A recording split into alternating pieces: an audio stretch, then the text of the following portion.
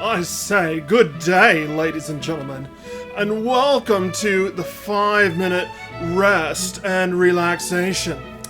I am your host, Lord Charles Worthington III. May I interest you in a fine beverage or maybe some other kind of fancy treat? Lovely. Today we are going to engage in the cheerful discussion of the importance of appearances. Now, shall we begin our debate?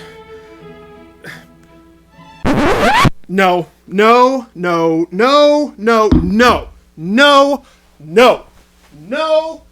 gonna do it. No way.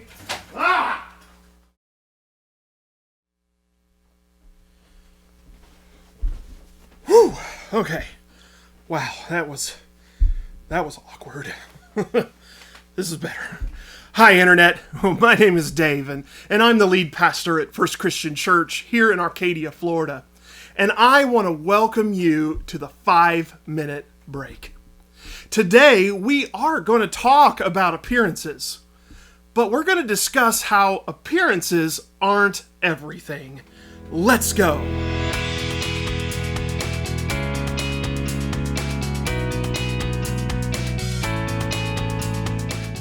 Thank you so much for taking just a few minutes out of your day to take a break with me and to get some encouragement from God's Word. You know, when I became a preacher, I made a vow that I was only going to wear a suit and tie only if it was absolutely necessary. I knew that if I was going to serve God, I had to do it as who I was. I have to be true to who I am. You know, our world is full of plenty of people with fake appearances and fake facades. While our appearances may seem impressive for a short time to the world, I got news for you. Our appearances impress God none of the time. You know, one of my favorite passages in the Old Testament comes from the book of 1 Samuel chapter 16. You see, Samuel is a prophet who was called by God to go and anoint the next king of Israel. God sends him to the town of Bethlehem, to the home of a man by the name of Jesse. And God tells Samuel that he has chosen one of Jesse's sons to be the very next king. So while Samuel goes to worship the Lord with Jesse and his family, Samuel gets one look at Jesse's oldest son, a boy by the name of Eliab. And Samuel thinks, man, this is the guy. He is big, he is tall, he is strong, and he is handsome. Eliab was everything that a king should look like. And just as Samuel is about to anoint Eliab as king, God steps in and has something to say in 1 Samuel chapter 16, verse 7.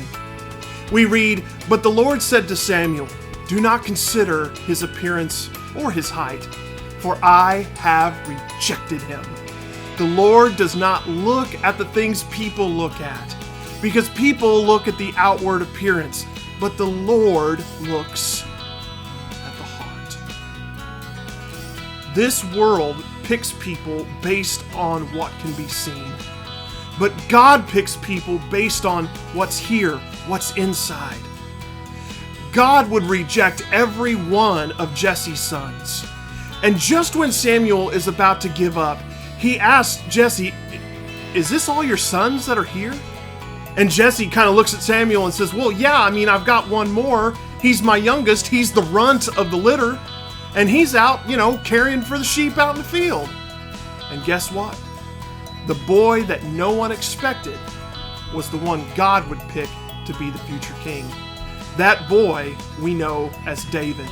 And he would go on to become Israel's greatest king and a man who pursued the very heart of God. This is the same boy who would go and slay giants. This is the king who would unite a kingdom. And this was a man who composed most of the most well-known and beloved of all the Psalms. My encouragement to us all is not to place our hope and our trust in appearances, but we need to start seeing others for who they are on the inside. It was Dr. Martin Luther King who I think really summed up this entire idea when he made his famous "I Have a Dream" speech. And he said, "I look to the day when people will not be judged by the color of their skin, but for the content of their character." It isn't the outside that's important. It's the heart behind it that counts. That's how God sees people. And that's how you and I need to start seeing people. So I want to thank you for joining me for another 5-minute break. I hope that if you enjoy this series that you will consider subscribing and that you'll also hit that notification bell so that you will be aware of when new episodes drop each and every week. And while you're at it, be sure to hit that like button and consider sharing these videos with a friend. And we'll see you next time.